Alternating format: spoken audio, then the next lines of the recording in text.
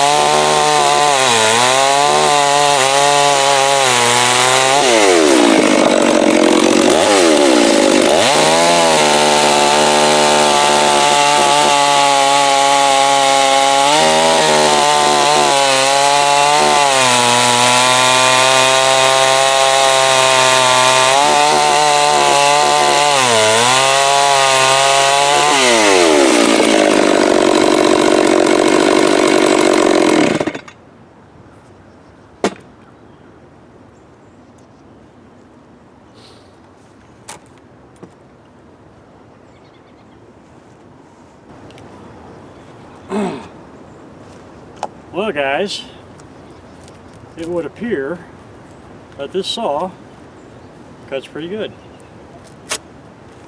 I didn't do any tuning on it. This is the way it was tuned straight out of the box. I think it may have a little bit more on the top end, but quite frankly it's it's going through it pretty fast. I do have to say that I'm surprised by the chain.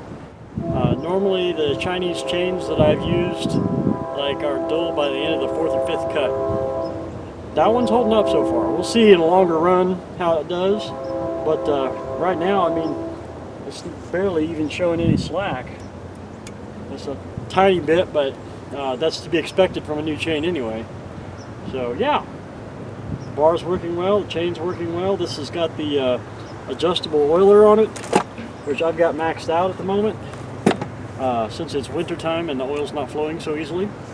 But yeah, pretty impressive for me. I like it. I can deal with it.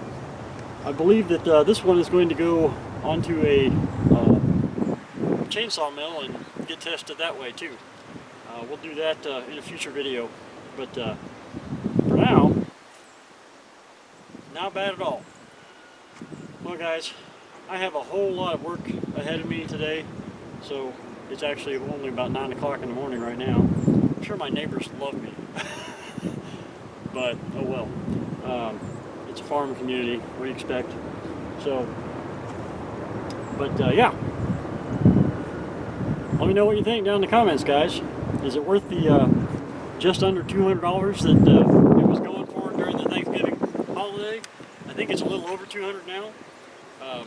But considering that the still equivalent is like 1,500, yeah, I think I'll stick with this.